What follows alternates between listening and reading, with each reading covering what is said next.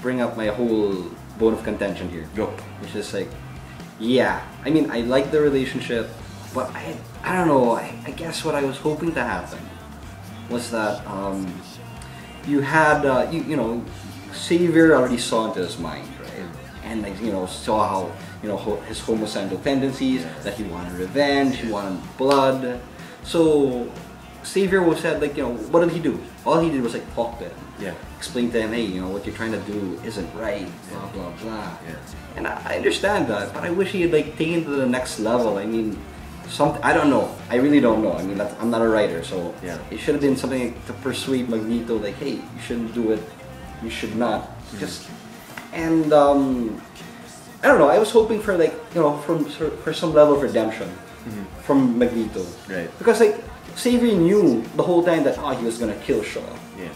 And he just, you know, and there was no point in the movie where I saw that he was gonna like relent, you know, you're right, I shouldn't do it, you know. So in the tension wasn't there at the end of the movie. That's what I was looking for. That's what was parang kulang for me. I found the tension there because when Xavier does enter Magneto's mind and tries to understand why he's become that way, he also finds a way to unlock more power within Magnus. That, you know, he does the whole thing with satellite dish. Right. And he mentions that the whole thing about you know, you have to be fine line between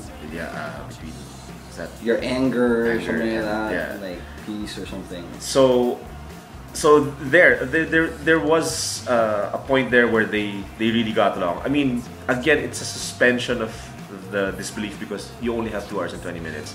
Supposedly, this relationship between Magneto and Professor X lasted years in the comics. They were friends for years. They were best friends, and they really did want the same thing as far as mutant rights, but they just wanted it from they just wanted different ways of getting it to happen. I guess the passage of time wasn't done properly in the movie, so in that sense you feel everything's put together in one. It's like it happens in just 1 year or less than a year. That's why you couldn't convince. They weren't able to do the whole convincing thing, because if both of us are you know, comic geeks, so we kind of know a bit better that they've been at this struggle for decades. Charles Xavier and Eric Letcher, they've been at this struggle for decades, and each has been trying to get the other to come to the other side. There was a time in the 80s where Magneto was a good guy. He actually wasn't a member of the X-Men. And there's been a time that Professor Xavier turned into a bad guy because he absorbed some of Magneto's brains and became Onslaught. So, you know,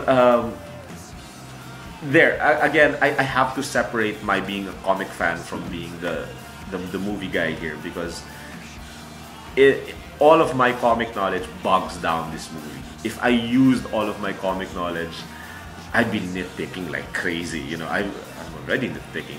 But the movie by itself, I thought I really liked it. Maybe it's because I came in with not such high expectations. This far exceeded any expectations I had for this movie. It's like a friend of mine, Jude, said this movie has something for everybody because Michael Fassbender looks really good, like a real manly man here. January Jones and Rose Byrne look awesome. They really bring the babbage. James McAvoy was charming. I thought Jennifer Lawrence as Mystique, she was cute. You know, she has some baby fat here, but she's still very pretty. You know, there. Yeah. Well, like for you said, yeah. I guess I have to admit my expectations are really high for this. Were high, and I guess, you know, as someone who loves the X-Men, I was expecting something like along the lines of the comic. Right. And even like, you know, I was expecting something along the lines of like, you know, a Star Wars people, where it's like, you know, Magneto's trying to, you know, he would see the light, and then slowly he would be starting to redeem himself, and the last minute tragedy happens that forces him back to the dark side. Right. That's what I was hoping to happen here, and it didn't happen. So I guess like eventually when I watch it again, now that my expectations are gone here, who knows? I might like it more. I'm keeping an open mind because it's not the first time where I watch something, I see it and like, oh, it's actually better than I thought. So Because with both of us, we both had high expectations for Sucker Punch. We both didn't like it. So Oh, yeah. but here, I know for a fact that JV has had high expectations for First Class. He's had higher expectations than I had Yeah. because I had been tempering my expectations, and the trailers were the ones that were elevating my expectations slowly but surely. So by the time the movie happened, I was very happy, and obviously he was not as pleased. And yeah, because like I said before, it's Matthew Vaughn. Yeah. And man, you know, that final act in Kick-Ass was all about, you know, there was tension, there was emotion, there was action, amazing action. And yes, there is good action here, but I just didn't feel that, you know, the whole tension part, honestly.